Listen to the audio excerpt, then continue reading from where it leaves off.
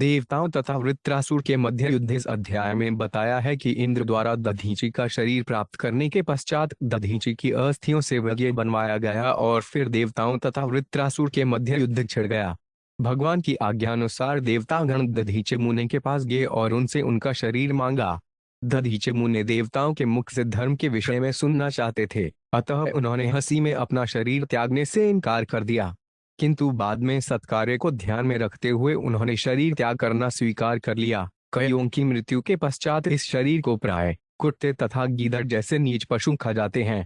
दधीचि ने पंचतत्व निर्मित अपने स्थूल देह को पहले मूल पंचतत्वों में समाहित किया और अपनी आत्मा को श्री भगवान के चरण कमलों में स्थिर कर दिया।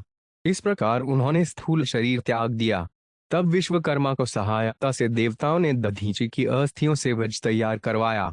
इस वज्र से सजीत वे हाथियों की पीठ पर सवार होकर लड़ने के लिए तैयार हो गए।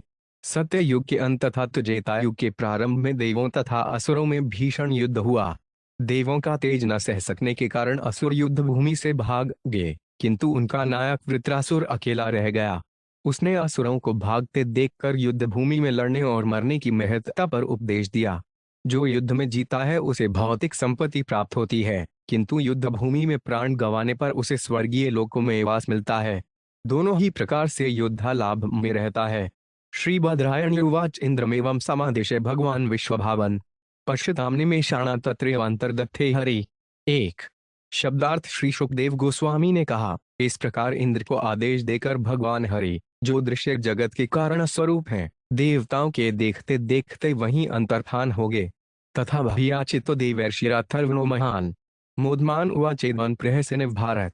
दो शब्दार्थ है राजा परीक्षित। भगवान की आज्ञानुसार देवतागण अथर्वा के पुत्र दधीचि के पास पहुंचे।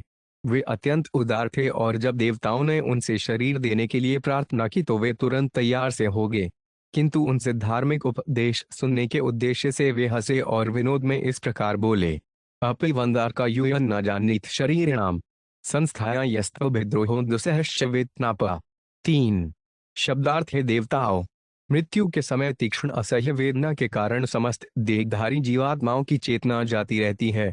क्या तुम्हें इस वेदना का पता नहीं है? जिजीविषूणा जीवानामात्मा पृष्ठ हिप्सितः क उत्सहित तदातों भिक्षमाणाय विष्णवे। चार शब्दार्थ इस भौतिक जगत में प्रत्येक जीवात्मा को अपना शरीर अत्यंत प्रिय है। अपने शरीर को अक्षुण्ण बनाए रखने के संघर्ष में वे सभी प्रकार से, यहाँ तक कि अपना सर्वस्व न्योछावर करके बचाए रखने का प्रयत्न करता है। अतः ऐसा कौन है जो अपना शरीर किसी अन्य को दान देना चाहेगा, भले ही भगवान विष्णु का यूं न मांगे? तात्पर्य कहा गया है, आत्मान सर्वतो रक्षेत्र वो धर्म तत्वोदनप। मनुष्य को सब प्रकार से अपने शरीर की रक्षा करनी चाहिए, तब वे धर्म और उनके बाद अपने धन की रक्षा करे। यही समस्त जीवात्माओं की कामना होती है। कोई भी अपना शरीर तब तक त्यागना नहीं चाहता जब तक कोई बलपूर्वक छीन न ले। यद्यपि देवताओं ने कहा कि वे भगवान विष्णु के आदेशानुसार अपने लाभ के लिए दधीचि का शरीर मांग रहे हैं, किंतु दधीचि ने अपना शरीर देने से ऊपरी मन से इनकार कर दिया। श्री देवाचु किनुत्तदुस्तेजान ब्रह्मन पुंसम भूतानुकंपिनाम भवद ठिधान महता पुण्य लोके कर्मणाम। पांच शब्दार्थ देवताओं ने उत्तर दिया, हे बहान, आप जैसे पवित्र तथा प्रशंसनीय कार्यों वाले पुरुष सभी व्यक्तियों पर परम दयालु एवं वत्सल होते हैं। ऐसी पवित्र आत्माएं परोपकार के लिए क्या नहीं दे सकती? वे सब कुछ, यहाँ तक कि अपना शरीर भी दे सकती हैं। नून स्वार्थप्रो लोको न वेद पर सड्डूटम यदि वेद न याचेत नेति न यदीश्वर। 6 शब्दार्थ जो नितांत स्वार्थी होते हैं, वे अन्यों की पीड़ा को सोचे बिना उनसे कुछ याचन न करते हैं। किंतु यदि यात्रकदाता की कठिनाई को जान ले तो वह कोई वस्तु न मांगे। इसी प्रकार जो दान दे सकता है वह याचक भिखारी की कठिनाई नहीं समझता, अन्यथा जो कुछ भी वह मांगे वह उसे देने से इनकार नहीं करेगा। तात्पर्य इस श्लोक में 2 प्रकार के लोगों का वर्णन है, एक वे जो दान देते हैं और दूसरे वे जो मांगते हैं। भिक्षु को चाहिए कि वह संकटग्रस्त मनुष्य से दान न मांगे। इसी प्रकार जो दान दे सकता है उसे चाहिए कि वह भिक्षुक को इनकार न करे। शास्त्र के यही नैतिक उपदेश हैं। चाणक्य पंडित का कहना है, संरिमिते वरम त्यायो विनाशे नियते सति। इस संसार की प्रत्येक वस्तु नष्ट हो जाएगी, अतः प्रत्येक वस्तु का उपयोग सत्कार्य के लिए कर लेना चाहिए। यदि कोई ज्ञान में उन्नत है तो उसे सत्कार्य के लिए कुछ भी न्योछावर करने के लिए तत्पर रहना चाहिए। इस समय संपूर्ण विश्व ईश्वर विहीन सभ्यता के दौर में रहने से भयानक परिस्थिति में है। कृष्ण भावना आंदोलन को ऐसे अनेक विद्वान पुरुषों की आवश्यकता है जो ईश्वर की चेतना, भक्ति को संपूर्ण जगत में पुनरुज्जीवित करने के लिए आत्म बलिदान कर सकें। अतः हम समस्त विद्वान पुरुषों तथा स्त्रियों को इस कृष्ण भावनामृत आंदोलन में सम्मिलित होने एवं मानव समाज में भगवत भावना को पुनरुज्जीवित करने हेतु आत्म बलिदान करने के लिए आह्वान करते हैं। भश्री ऋषिर्वाच धर्म श्रोतु कामेन यूय में प्रत्युदाता एप वह प्रियमात्मान्त्यजंता संत्यजमहम। 7 शब्दार्थ परम साधु दधीचि ने कहा, मैंने तुम लोगों से धर्म की बातें सुनने के लिए ही तुम्हारे मांगने पर अपना शरीर देने से इनकार कर दिया है। अब यद्यपि मुझे अपना शरीर अत्यंत प्रिय है, तो भी तुम लोगों के कल्याण के लिए मैं इसको छोड़ दूंगा, क्योंकि मैं जानता हूं कि यह आज नहीं तो कल अवश्य मुझे छोड़ देगा। यो 5 श्रुवेनात्मना नाथा न धर्मनयश पुमान यह भूतद्यया सशोच स्थावरायर्पी। 8 शब्दार्थ है देवो, जो न तो दुखी प्राणियों पर दया दिखाता है और न धार्मिक नियमों या अशुभ कीर्ति के महान कार्यों के लिए अपने नश्वर शरीर की बलि कर सकता है, वे निश्चय ही जड़ प्राणियों तक के द्वारा धिकारा जाता है। तात्पर्य, इस प्रसंग में भगवान श्री चैतन्य महाप्रभु तथा वृंदावन के गोस्वामियों ने एक आदर्श स्थापित किया है। जहां तक श्री चैतन्य महाप्रभु का संबंध है, श्रीमद् भागवत 11 मई 1934 में कहा गया है कि त्यक्त्वा सुदुस्त्यज स्वरूप सित्राज्य लक्ष्य धर्मिष्ठ आर्यवचसा यद्गाधर्म मायायां दैत्येप्सित मनवधावत वंदे महापुरुष ते चरणारविंदे। हम भगवान के उन चरण कमलों को नमस्कार करते हैं जिनका मनुष्य को सदैव स्मरण करना चाहिए। उन्होंने अपना गृहस्थ जीवन, यहाँ तक कि अपनी नित्य संगिनी को भी त्याग दिया, जिनकी पूजा स्वर्ग के वासी तक करते हैं। वे भौतिक माया के द्वारा मोहग्रस्त पतित आत्माओं के उद्धार के लिए वन में चले गए। संन्यास ग्रहण करने का अभिप्राय है नागरिक रूप से आत्महत्या, किंतु संन्यास प्रत्येक ब्राह्मण अर्थात प्रत्येक प्रथम कोटि के मनुष्य के लिए तो अनिवार्य है। श्री चैतन्य महाप्रभु की पत्नी अत्यंत तरुणी एवं सुंदरी थी और उनकी माता अत्यंत स्नेहमयी थी। उनके परिवार के सदस्यों का व्यवहार इतना मधुर था कि देवता भी ऐसे घरेलू सुख की कल्पना नहीं कर सकते थे। फिर भी संसार की सभी पतित आत्माओं के उद्धार के लिए श्री चैतन्य महाप्रभु ने 24 वर्ष को आयु में गृह त्याग कर संन्यास धारण कर लिया। उन्होंने कठोर समन्यासी का जीवन बिताया और सभी शारीरिक सुखों का त्याग किया। इसी प्रकार उनके गोस्वामी समाज में अच्छे पदों पर मंत्री थे, किंतु वे सब कुछ त्याग कर श्री चैतन्य महाप्रभु के आंदोलन में सम्मिलित हो गए। श्रीनिवास आचार्य कहते हैं, त्यक्त्वा तूर्णं शेषं लप्ते श्रेणी सदा दुच्छवत् धूतवादीन गणेश की करुण या कौपीन कंथाश्रिति। ये गोस्वामी अपने अपने मंत्री, जमींदार तथा विद्वान पदों को त्याग कर श्री चैतन्य महाप्रभु के आंदोलन में संसार की पतित आत्माओं पर अनुग्रह करने के लिए सम्मिलित हो गए। दीन गणेश का करुणया, उन्होंने भी श्लोकों का जीवन स्वीकार किया। वे केवल लगोटी तथा फटी गुदड़ी कंठा धारण करते हुए वृंदावन में रहने लगे और श्री चैतन्य महाप्रभु की आज्ञा का पालन करते थे, जिससे वृंदावन को विगत कोटिपुन खोद सकें। इसी प्रकार जिन लोगों को सुख सुविधा प्राप्त है, उन्हें चाहिए कि वे पतित आत्माओं के उद्धार हेतु कृष्ण भावनामृत आंदोलन में सम्मिलित हों। धरितदया माया यज्ञ दैत्य पितम तथा दीनगणेश को करुणया, इन सभी शब्दों से यही अर्थ निकलता है। ये शब्द उन लोगों के लिए जो मानव समाज को उचित ज्ञान तक उठाना चाहते हैं अत्यंत सार्थक हैं। मनुष्यों को चाहिए कि श्री चैतन्य महाप्रभु, 6 गोस्वामी तथा उनसे भी पूर्व महर्षि दधीचि के आदेशों का अनुकरण करते हुए कृष्ण भावनामृत आंदोलन में सम्मिलित हों। क्षणिक शारीरिक सुखों के लिए अपने जीवन को व्यर्थ न जाने देकर मनुष्यों को चाहिए कि उसे अच्छे कार्यों में लगाएं। अंततः इस शरीर को नष्ट होना है, अतः मनुष्यों को चाहिए कि इसका उत्सर्ग सारे संसार में धर्म फैलाने के शुभ कार्य में करें। एतावान अव्ययो धर्म पुण्य श्लोकैरुपासितः यो भूतशोक्यः शाभ्यामात्मा शोचति हृष्यति। 9 शब्दार्थ, यदि कोई मनुष्य दूसरे जीवों के दुख से दुखी होता है और उनके सुख को देखकर प्रसन्न होता है, तो पवित्र तथा परोपकारी महापुरुषों द्वारा ऐसे पुरुष के धर्म को अविनाशी माना गया है। तात्पर्य, प्राकृत गुणों से प्राप्त शरीर के अनुसार मनुष्य तरह तरह के धर्मों का या व्यवसायों का पालन करता है, किंतु इस श्लोक में असली धर्म की व्याख्या दी गई है। प्रत्येक मनुष्य को चाहिए कि दूसरे के दुख से दुखी और दूसरे के सुख से सुखी हो। आत्मवत् सर्वभारतेषु, दूसरों के सुख तथा दुख को अपना ही मानना चाहिए। इसी आधार पर बौद्धों का अहिंसा का धार्मिक सिद्धांत स्थापित है। अहिंसा परम धर्म है। जब कोई हमें सताता है तो हमें पीड़ा पहुंचती है, अतः हमें अन्य प्राणियों को नहीं सताना चाहिए। भगवान बुधवार का ध्येय वृथा पशु हत्या को बंद कराना था, इसलिए उन्होंने उपदेश दिया कि अहिंसा ही परम धर्म है। एक ओर कोई पशुओं का वध करता रहे और दूसरी ओर धार्मिक कहलाए, ऐसा संभव नहीं। यह सबसे बड़ी धूर्तता है। जीसस क्राइस्ट ने कहा, हिंसा मत करो, किंतु धूर्त लोग अपने कोई साई बताकर हजारों का साई घर चला रहे हैं। इस श्लोक में ऐसी धूर्तता की निंदा की गई है। मनुष्य को दूसरों को प्रसन्न देखकर प्रसन्न होना और उन्हें दुखी देखकर दुखी होना चाहिए। इसी नियम का पालन होना चाहिए। दुर्भाग्यवश इस समय तथाकथित परोपकारी तथा मानववादी लोग बेचारे पशुओं के प्राण लेकर संपूर्ण मानवता के सुख का समर्थन कर रहे हैं। इस श्लोक में इसकी संस्तुति नहीं की गई है। इस श्लोक में यह स्पष्ट कहा गया है कि मनुष्य को सभी जीवों के प्रति दयालु होना चाहिए, चाहे मनुष्य हो, पशु या वृक्ष। ये सभी जीवात्माएं श्री भगवान की संतानें हैं। भगवद गीता 14.4 में भगवान श्री कृष्ण कहते हैं, सर्वयोनिषु कौन्तेय यूर्त संभवन्त्या त आसो ब्रह्महद्यो निर्भन बीजप्रद पिता। हे कुंती पुत्र, यह समझ लेना चाहिए कि सभी प्रकार की योनियां इस भौतिक प्रकृति में जन्म लेने के कारण ही संभव हैं और मैं बीज प्रदाता पिता हूँ। इन जीवात्माओं के विभिन्न रूप उनके बाह्य वेशभूषाएं हैं। प्रत्येक जीव वास्तव में आत्मा है जो ईश्वर का अंश है, इसलिए किसी एक प्रकार के जीव का पक्ष नहीं लेना चाहिए। वैष्णव समस्त जीवों को ईश्वर का अंश मानता है, जैसा कि भगवान भगवद गीता 5.18 तथा 18,547 में कहते हैं, विद्या विन्यस्मातन्वे ब्राह्मणे यवि हस्तनी शुनि च विश्वपाके च पंडिता समदर्शन।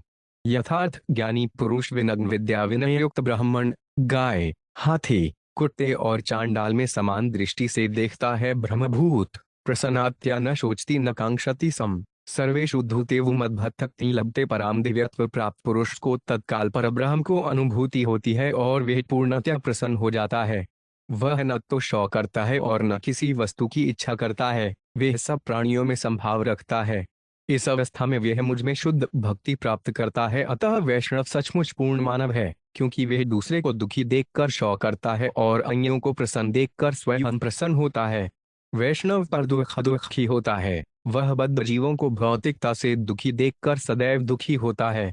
इसलिए वैष्णव सारे संसार में कृष्ण भावनामृत का उपदेश देने में सदैव व्यस्त रहता है। अहोदयम्भो कष्ट पारोके क्षणभद्र यनोपकुर्याद स्वार्थर्मरथ्य स्वज्ञात विग्रह। 10 शब्दार्थ यह शरीर, जिसे मृत्यु के पश्चात कुत्ते तथा गीदड़ खा जाएंगे, मेरे अपने किसी काम का नहीं है। यह कुछ काल तक ही काम आने वाला है और किसी भी क्षण नष्ट हो सकता है। यह शरीर तथा इसके सभी कुटुंबी तथा संपत्ति परोपकार में लगने चाहिए, अन्यथा वे सब दुख एवं विपत्ति के कारण बनेंगे। तात्पर्य श्रीमद् भागवत 10:22.35 में अन्यत्र ऐसा ही उपदेश दिया गया है। एताव जन्म साफल्यं देहिनां देह्यु प्राणयथ धिया वाचा श्रेय आचरणं सदा। यह प्रत्येक जीव का धर्म है कि अपने जीवन, धन, बुद्धि तथा वाणी से अन्यों के हित के लिए शुभ कार्य करे। यही जीवन का ध्येय है। अपना शरीर तथा अपने मित्रों एवं परिजनों के शरीर तथा अपनी संपत्ति एवं जो कुछ भी हो, वे सारा परोपकार में लगा देना चाहिए। श्री चैतन्य महाप्रभु का यही संदेश है। श्री चैतन्य चरितायत आदि 9.41 में कहा गया है, थार्थ भूमि तेहल मनुष्य जन्म यार, जन्म सार्थक कार्य कर पर उपकार। जिसने इस भारत भूमि में मनुष्य के रूप में जन्म लिया है, उसे चाहिए कि वह अपने जीवन को सफल बनाए और दूसरों के हित के लिए कार्य करे। उपकुर्यात शब्द का अर्थ है पर उपकार, अर्थात दूसरों की सहायता करना। निसंदेह मानव समाज में ऐसी अनेक संस्थाएं हैं जो दूसरों की सहायता करती हैं, किंतु परोपकारी समाज सेवी यह नहीं जानते कि अन्यों की सहायता किस प्रकार को जाए, अतः उनकी समाज सेवा की लालसा प्रभावशाली नहीं होती। वे जीवन के चरम उद्देश्य श्रेय आचरणम को नहीं जानते, जो परमेश्वर को प्रसन्न करना है। यदि समग्र समाज सेवी तथा मानवतावादी गतिविधियां जीवन के उद्देश्य को प्राप्त करने, श्री भगवान को प्रसन्न करने की ओर निर्देशित हों, तब वे पूर्ण होंगी। श्री कृष्ण के बिना कोई भी मानवतावादी कार्य व्यर्थ है। श्री कृष्ण को प्रत्येक गतिविधि का केंद्र बनाना होगा, अन्यथा किसी भी गतिविधि का कोई मूल्य नहीं है। श्री बद्रायण उवाच एवं कृतव्यवसितो दध्यडाथर्वणस्तनुम परे भगवती ब्रह्मण्यात्मान संयक्षः। 99। शब्दार्थ श्री सुखदेव गोस्वामी ने कहा, इस प्रकार अर्थवा के पुत्र दधीचे मुनि ने देवताओं की सेवा के लिए अपना शरीर त्यागने का निश्चय किया। उन्होंने अपने आप आत्मा को पूर्ण पुरुषोत्तम भगवान के चरणारविंद में रखकर पंचभूत से निर्मित अपने स्थूल शरीर को त्याग दिया। तात्पर्य, जैसा कि परे भगवती ब्राह्मण्य आत्यानंद संनयन शब्दों से प्रकट है, दधीचे ने अपने आत्मा को स्वयं श्री भगवान के चरणों पर चढ़ा दिया। इस प्रसंग में धृतराष्ट्र द्वारा अपना शरीर छोड़े जाने की घटना का उल्लेख किया जा सकता है, जिसका वर्णन श्रीमद् भागवत के प्रथम स्कंद 1:13-57 में हुआ है। धृतराष्ट्र ने उन पंच तत्वों को जिससे उनका शरीर बना था पृथक करके उन्हें तत्त आगारों में बांट दिया।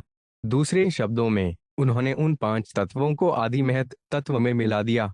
अपनी भौतिक बुद्धि के द्वारा उन्होंने भौतिक संबंधों से आत्मा को पृथक कर लिया और अपने आप को श्री भगवान के चरणारविंद में अर्पित कर दिया। इस संबंध में एक दृष्टांत दिया जाता है। जब कोई मिट्टी का पात्र टूटता है तो पात्र के भीतर का सूक्ष्म आकाश बाह्य बृहत आकाश में मिल जाता है। मायावादी दार्शनिक श्रीमद् भागवत के इस विवरण को ठीक से नहीं समझ पाते।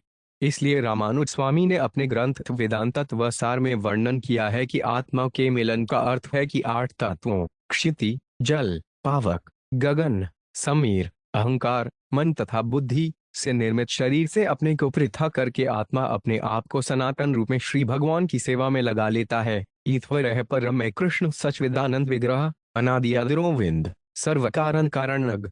भौतिक तत्वों का भौतिक कारण भौतिक शरीर को सोख लेता है और आत्मा अपने आदि स्वरूप को ग्रहण कर लेता है। जैसा कि श्री चैतन्य महाप्रभु ने कहा है, जीवेर स्वरूप है कृष्ण नित्य दास। जीवात्मा की स्वाभाविक स्थिति श्री कृष्ण के शाश्वत दास की है। जब मनुष्य आत्मज्ञान के अनुशीलन से तथा भक्ति से इस भौतिक शरीर पर विजय प्राप्त कर लेता है तो वह अपनी स्थिति को पुनः प्राप्त करके भगवान की भक्ति में लग सकता है। यताक्षासुम्नो बुद्धविस्तत्यवध्वस्तबंधन आस्थित परम योगन देहन बुद्धि गतम। 12। शब्दार्थ दधीचे मुनि ने अपनी इंद्रियों, प्राण, मन तथा बुद्धि को संयमित किया और समाधि में लीन हो गए। इस प्रकार उनके समस्त भव बंधन छिन्न हो गए। वे यह नहीं देख सकते थे कि उनका भौतिक शरीर किस प्रकार आत्मा से पृथक हो गया। तात्पर्य, भगवद्गीता 8:5 में श्री कृष्ण का कथन है, अंतकाले च मामेव स्मरयुक्त्वा कलेवरम। यह प्रयाति समद्धा व्याति नास्ति संशय। जो कोई अंतकाल में मेरा स्मरण करता हुआ शरीर त्याग करता है वे तत्काल मेरे स्वभाव को प्राप्त हो जाता है। इसमें कोई संदेह नहीं है। वस्तुतः मृत्यु के पूर्व ही इसका अभ्यास करना चाहिए, किंतु पूर्ण योगी अर्थात भक्त श्री कृष्ण का ध्यान करते हुए समाधि में मरता है। उसे यह पता नहीं चल पाता कि उसका शरीर आत्मा से पृथक हो रहा है। आत्मा तुरंत वैकुंठ लोक को चला जाता है। त्यक्त्वा देहन पुनर्जन्य नैति मामेति। आत्मा पुनः संसारी माता के गर्भ में प्रवेश नहीं करता वरन वे भगवान के धाम चला जाता है। यह भक्ति योग ही सर्वोच्च योग विधि है, जैसा कि भगवान ने स्वयं भगवद्गीता 6:47 में कहा है, योगिनां पि सर्वेषां मध्यतेनान्तरात्मना श्रद्धावान भजते यो मासस्य युक्तमो मतः। समस्त योगियों में से जो योगी श्रद्धा भाव से मेरे परायण होकर प्रेममय भक्ति योग के द्वारा मेरी सेवा करता है वह मुझसे परम अंतरंग रूप में जुड़ा हुआ है और परम श्रेष्ठ है। भक्ति योगी सदैव श्री कृष्ण का चिंतन करता है, अतः मृत्यु के समय वह अपने आप को मृत्यु की वेदना सहे बिना कृष्णलोक में स्थानांतरित कर सकता है। अथेन्द्रोवज्मुद्यम्य निर्मितां विश्वकर्मणा मुने शक्तिभिरुत्सिक्तो भगवतेजसान्वित। 13। बतो देवगणे सर्वैर्गजेन्द्रोपरि शोभात् स्तूयमानो मुनिगणैस्त्रिलोक्यहर्षेणेव। 14। शब्दार्थ तत्पश्चात राजा इंद्र ने विश्वकर्मा द्वारा दधीचि की अस्थियों से निर्मित यज्ञ को हर्षता पूर्वक धारण किया। दधीचि मुनि की परम शक्ति से आविष्ट एवं श्री भगवान के तेज से प्रकाशित होकर इंद्र अपने वाहन ऐरावत की पीठ पर सवार हुआ। उसे समस्त देवता घेरे हुए थे और सभी मुनिगण उसकी प्रशंसा कर रहे थे। इस तरह जब वे वृत्रासुर का वध करने के लिए सवार होकर चला तो वह अत्यंत सुशोभित हो रहा था और तीनों लोकों को भा रहा था। वृत्रमभ्यद्रवचतुर्म सुरानी के उत्पय पर्यस्तमोजसा राजन कुधो रुद्रैवांतकम। 15। शब्दार्थ है राजा परीक्षित। जिस प्रकार रुद्र अत्यंत क्रुद्ध होकर पहले समय में अंतक यमराज को मारने के लिए उसकी ओर दौड़े थे, उसी प्रकार इंद्र ने अत्यंत क्रुद्ध होकर बड़े ही वेग से आसुरी सेना के नायकों से घिरे वृत्रासुर पर धावा बोल दिया। ततः सुराणाम सुरहरण परमदारो त्रेतामुखे नर्मदायाम भवत प्रथमे युगे। 16 शब्दार्थ तत्पश्चात सत्ययुग के अंत तथा त्रेतायुग के प्रारंभ में नर्मदा नदी के तट पर देवों तथा असुरों के मध्य घमासान युद्ध हुआ। तात्पर्य, यहाँ पर नर्मदा का अभिप्राय भारत की नर्मदा से नहीं है।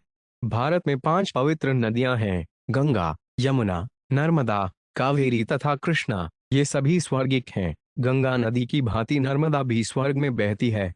असुरों तथा देवों का संग्राम स्वर्गलोक में ही हुआ। प्रथमे युगे का अर्थ है प्रथम कल्प। युग के प्रारंभ में अर्थात वैवस्वत मनवंतर के प्रारंभ में ब्रह्मा के एक एक दिन में 14 मनु होते हैं, जिनमें से प्रत्येक 71 कल्प तक जीवित रहता है। चारों युग सत्य, जेता, द्वापर तथा कली मिलकर एक कल्प बनाते हैं। आजकल हम वैवस्वत मनु के मनवंतर में रह रहे हैं, जिसका उल्लेख उत्तरगवदयिता में हुआ है। इस विवस्वते योग परोक्ततान अहमव्ययम विवस्वान मन में प्राह। इस समय हम वैवस्वत मनु के 28वें कल्प में हैं, किंतु यह युद्ध वैवस्वत मनु के प्रथम मनवंतर में हुआ। अतः ऐतिहासिक दृष्टि से गणना की जा सकती है कि युद्ध कब हुआ। चूंकि प्रत्येक कल्प 43 लाख वर्ष का होता है और अब हम 28वें कल्प में हैं, अतः लगभग 12 करोड़ 4 लाख वर्ष बीत चुके हैं जब नर्मदा के तट पर यह युद्ध हुआ था। रुद्रबन सुभिरादितैरश्रिभ्यपितृवाहनिभिः मरुद्भिर्भुभिः साथ्यर्विश्रेदेवर्मरुत्पत्तिम्।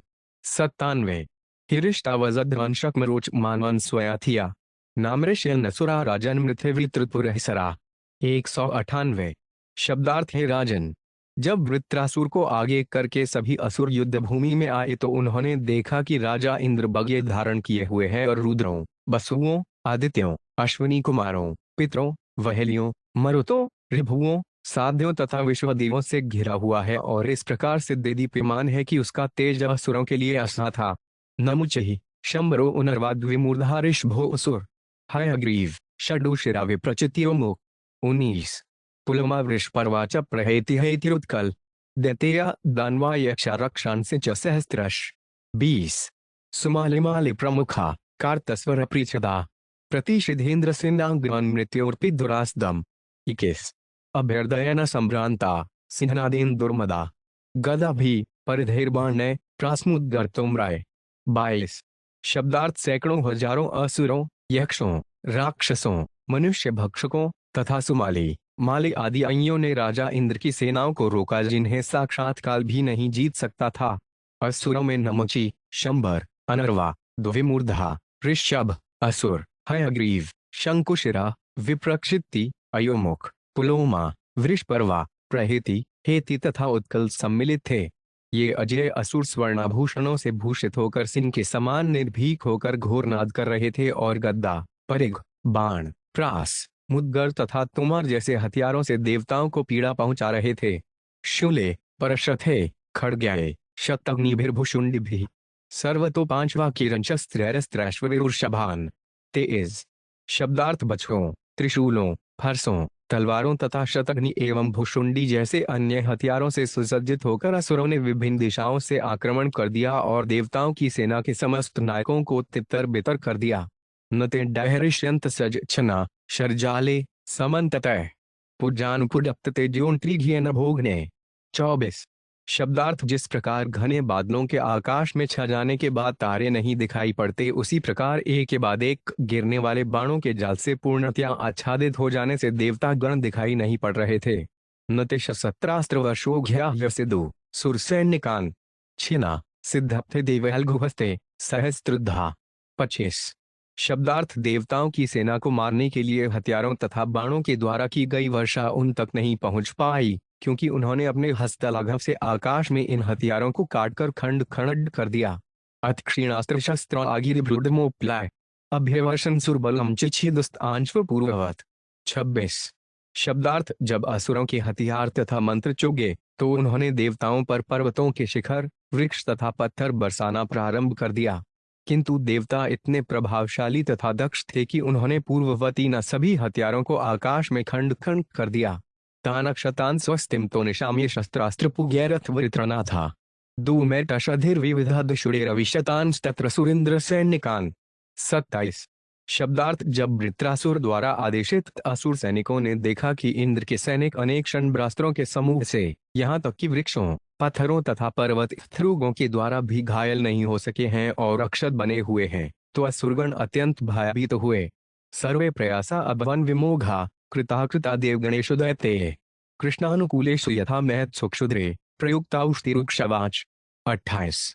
शब्दार्थ जब कुछ लोग संत पुरुषों पर झूठे क्रूध आरोप लगाने के लिए दुर्वचनों का व्यवहार करते हैं, तो निरर्थक वचनों से महापुरुष विचलित नहीं होते।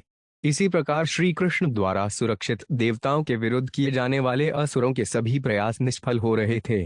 तात्पर्य, बांग्ला में कहावत है कि गिद्ध के शाप से गाय नहीं मरती। इसी प्रकार कृष्ण के भक्तों पर आसुरी व्यक्तियों द्वारा लगाए जाने वाले आरोपों का कोई प्रभाव नहीं पड़ता। देवता श्री कृष्ण के भक्त थे, अत असुरों के शाप निष्फल रहे। ते स्वप्रयासन्वित निरीक्षे हरा भक्ता हत्युद्ध दर्पा पलायुनायाजी मुखे विसृज्य पति मनस्ते दधुरात सारा। 29। शब्दार्थ जब श्री भगवान कृष्ण के अभक्त असुरों ने देखा कि उनके सारे प्रयास निष्फल हो गए हैं, तो युद्ध करने का उनका सारा घमंड जाता रहा। उन्होंने अपने नायक को युद्ध शुरू होने के समय ही छोड़कर वहां से भागने का निश्चय कर लिया, क्योंकि उनके शत्रुओं ने उनका सारा शौर्य छीन लिया था। वत्रो 5 सुरांस्तानुग्रहण मनस्वी प्रधावत प्रेक्ष्य बभाषे तप पलायित प्रेक्ष्य बल च भगवान भयं तीव्रेण विहस्य वीर। 30। शब्दार्थ अपनी सेना को क्षत विक्षत तथा समस्त असुरों को, यहाँ तक कि जो परमवीर कहलाते थे, अत्यंत भय के कारण युद्ध भूमि से भागते देखकर सचमुच विशाल हृदय वाला बहादुर वृत्रासुर हेसा और इन शब्दों में बोला, कालोपना रुचिरा मनस्विना जगाद्वाचान पुरुष प्रवीर हे विप्रचित्ते नमुचे पुलो मनमयान वज छंबर में शृणुध्वम। 31। शब्दार्थ अपनी स्थिति तथा काल और परिस्थितियों के अनुसार वीर शिरोमणि वृत्रासुर ने ऐसे वचन कहे जो विचारवान पुरुषों द्वारा प्रशंसा के योग्य थे। उसने असुर वीरों को बुलाया, हे विप्रचिति, हे नमुची, हे पुलोमा, हे मय, हे अनर्वा तथा शंबर, भागो नहीं, मेरी बात तो सुन लो। जाता से मृत्युर्द्रव एव सर्वतः प्रतिक्रिया यस्य न चेत रिप्ता लोको यशश्चात तत्व यदि हमूल को नाम मृत्यु न वृणीत युक्तम। 32। शब्दार्थ वृत्रासुर ने कहा, इस संसार में जन्मे सभी जीवों को मरना है। निश्चित ही इस संसार में कोई भी मृत्यु से बचने के किसी उपाय को नहीं ढूंढ सका है। विधाता तक ने इससे बचने का कोई उपाय नहीं बताया। ऐसी परिस्थितियों में जबकि मृत्यु अपरिहार्य है और यदि स्वर्गलोक की प्राप्ति हो रही हो और उपयुक्त मृत्यु के कारण सदैव यश तथा कीर्ति बनी रहे, तो भला कौन पुरुष होगा जो ऐसी यशस्वी मृत्यु को स्वीकार नहीं करेगा। तात्पर्य, यदि मरने से स्वर्गलोक की प्राप्ति हो रही हो और मृत्यु के बाद चिर यश बना रहे, तो कौन ऐसा मूर्ख होगा जो ऐसी यशस्वी मृत्यु को ठुकरा देगा। ऐसा ही उपदेश श्री कृष्ण ने अर्जुन को दिया था। हे अर्जुन, लड़ने से विमुख मत हो। यदि तुम विजयी हुए तो राज्य भोग करोगे और यदि मरते हो तो स्वर्गलोक को जाओगे। प्रत्येक मनुष्य को यशस्वी कार्य करते हुए मरने के लिए उद्यत रहना चाहिए। यशस्वी पुरुष कुत्तों की मौत मरने के लिए नहीं होते। द्वा समता वह मृत्यु दुरापौर यद वहा संधारण्याजितासु कल्लेव्रन योग्रत विज्वाद यज्ञगणी विषय उपाच निवृत्त। 33। शब्दार्थ यशस्वी मृत्यु को वरण करने के 2 उपाय हैं और वे दोनों अत्यंत दुर्लभ हैं। पहला है योग साधना, विशेष रूप से भक्ति योग के द्वारा मरना, जिसमें मनुष्य मन तथा प्राण को वश में करके पूर्ण पुरुषोत्तम भगवान के चिंतन में लीन होकर मृत्यु को प्राप्त होता है। दूसरा है युद्ध भूमि में सेना का नेतृत्व करते हुए तथा कभी पीठ न दिखाते हुए मर जाना। शास्त्र में इन 2 प्रकार की मृत्युओं को यशस्वी कहा गया है। इस प्रकार श्रीमद् भागवत के 6ठे स्कंद के अंतर्गत देवताओं तथा वृत्रासुर के मध्य युद्ध नामक 10वें अध्याय के तख्त वेदांत तात्पर्य पूर्ण हुए।